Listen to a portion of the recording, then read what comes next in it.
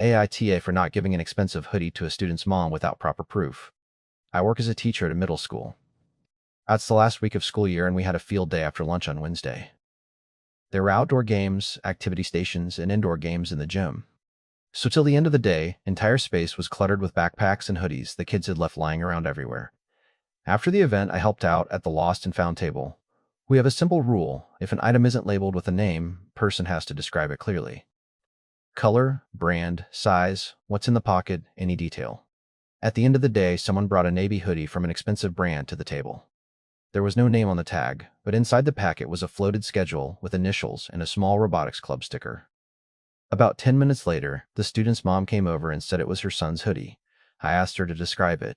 She said dark blue, expensive brand, medium. The problem is that this describes half of all middle school boys' hoodies. I asked if there was anything in the pocket or if there was a photo of her son wearing it. She said irritably that she wasn't obligated to take a quiz. I said I understood, but I couldn't hand over an expensive item without definite confirmation. On Thursday morning, another student came in and immediately said that his robotics schedule with a sticker was in the pocket. He gave his initials and described a small stain on the sleeve. The hoodie was his. After that, Mom wrote to the assistant principal, saying that I had humiliated her in front of the other parents and treated her like a liar. She said she could have returned the hoodie that morning if it hadn't turned out to be theirs. The assistant principal said I followed the rules, but the mom is demanding an apology. To be honest, I don't want to apologize, as lost and found doesn't work like you give expensive items to the first person who says that's mine. AITA? AITA for disclosing my brother's disability to his boyfriend. My brother 27M was in an accident when he was 19. This accident changed everything about both his life and the lives of my sister 22F, myself 24M, and our parents. For years after his accident, both my sister and I became his caregivers.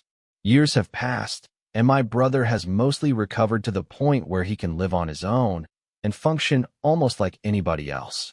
We're all so incredibly proud of how far he's come, and so happy to see him back to his old self again. This is where the issue started. His new boyfriend 28M is the sweetest, kindest, most upfront person on the face of the planet. He's also very open and honest about his own hardships that he's faced in his life, and is always talking about how honesty is the most vital part of his healing process.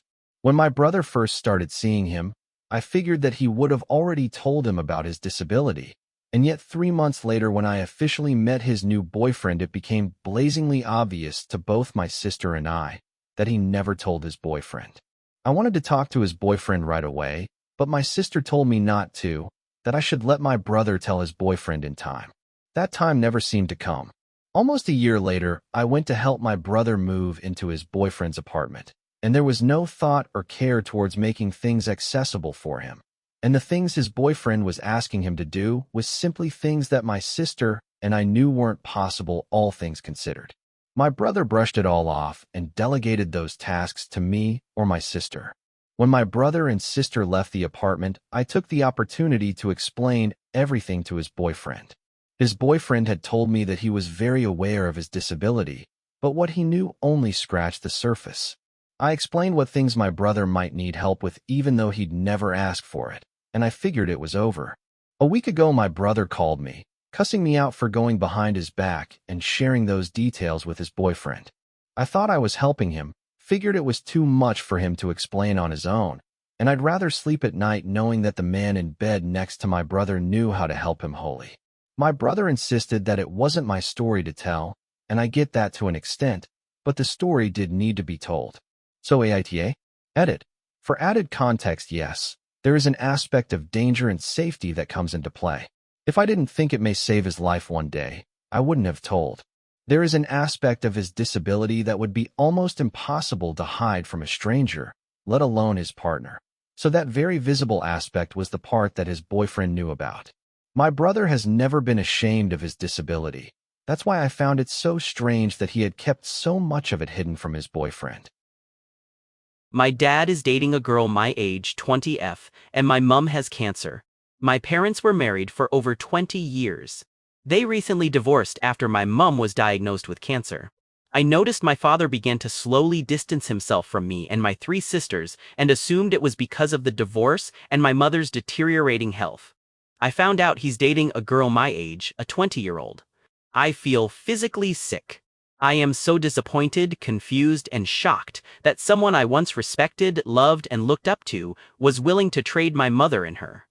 I listened to my mother cry and hate him for it.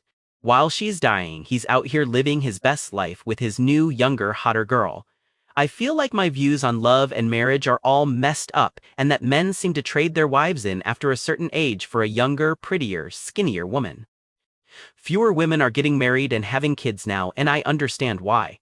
Imagine spending your entire life cooking, cleaning, raising kids, and being loyal only to find out the man who promises you forever would trade you in within a heartbeat. My younger sisters are 16 and 19. I feel like I need to protect them and provide for them as on top of everything because we don't know how long my mom has, and I doubt my father will support. My father seems almost thrilled and counting down the days till my mom dies and he can sell and take all the money for our house. I feel angry that we as women are expected to cook, clean, be good in bed, work full-time, raise kids, keep fit and skinny, be attractive, and all men have to do is simply exist.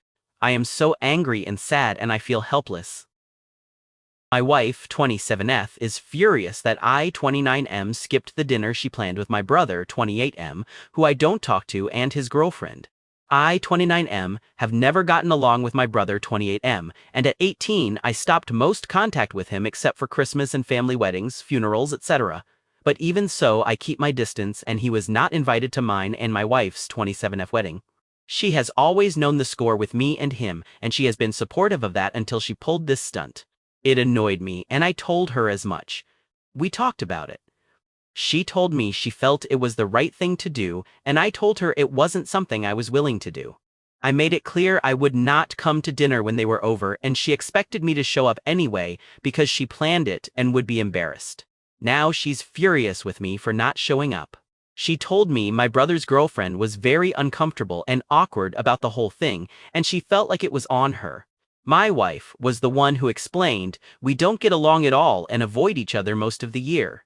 My wife told me my brother wanted to spend time with us and to bond. She told me he regrets the relationship being this bad and was showing up in the hopes that we could move on. I told her she gave him false hope then, and she told me I was a dick and I put her on the spot. That I turned back around on her very fast, and she defended what she did as trying to be nice. She said once she heard about his girlfriend, she thought it would be nice to do something more low-key since she hasn't met any of the family yet. My wife and I both found out about my brother's girlfriend from my parents. They brought up that my brother mentioned he was seeing someone. That's what inspired this idea. I asked her, would she like me to invite someone she doesn't like or get along with to dinner and tell her after the plans were made. She argued that I wasn't being fair, and then she told me she would never pull the petty shit I did by not showing up. Things are still very tense between us, and in the last couple of days I have started to suspect she might be pregnant, and her sister said something about it too. So this is the worst time for this. But I'm not sure if this will be a small thing or a bigger thing, because if she does this type of thing again, I will do the same thing, and if she didn't tell me, I'd walk out and come back once he's gone. My wife knows this too, and she's stewing on that fact. I leaked precum from holding hands. This is by far the most embarrassing thing that has ever happened to me. I was on a second date with a girl who was out of my league, and we ended up holding hands while eating ice cream. When I commented on how her hand is so soft, she said how she always moisturizes right after she gets out of the shower, and she offered to let me feel her forearm. I grazed my hand up and down her arm before holding hands with her again. We casually chatted about things while holding hands, but I soon found out that I literally leaked a little precum. I swear this is a true story, and feel ashamed that this happened as a 27-year-old virgin. I'm not sure if this is the right sub to post this in, but I just needed to put this in words because it's been bothering me for the past couple days. UP date. My 26-man condo manager entered my unit while I was away and saw my depression room. Now I'm losing it.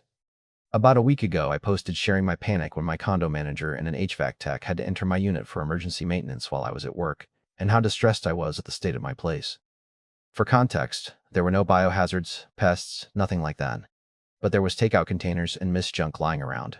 Pretty much every surface was sticky, dishes were overflowing, all my clothes were on the floor or in laundry baskets piles. I had gifts and things I bought going back 6 months still in boxes because I just didn't use my place for anything except sleeping, suffering with agoraphobia. I'm bipolar and coming off a really rough patch of depression and binge drinking. I just wanted to share that, aside from a generic email letting me know that my plumbing was fine, no one said anything. My brain was convinced they were going to call things out, threaten to evict me, etc. I don't think I slept for almost 3 days. BC, I was up worrying about it. I'm really happy to share that since last week, I've removed all trash from my unit, my laundry is inside my dresser for the first time in months, and I've been trying to build better habits self-care. With the overtime I'm making this week, I decided to treat myself to a 1-hour cleaning service to help me deep clean some of the remaining areas, but my apartment looks like an entirely different place. I'm inspired to be organized, and maybe even do some decorating down the line. Thank you to everyone for all the kind words and reassurance last week. It really helped me pull myself together. Just 3.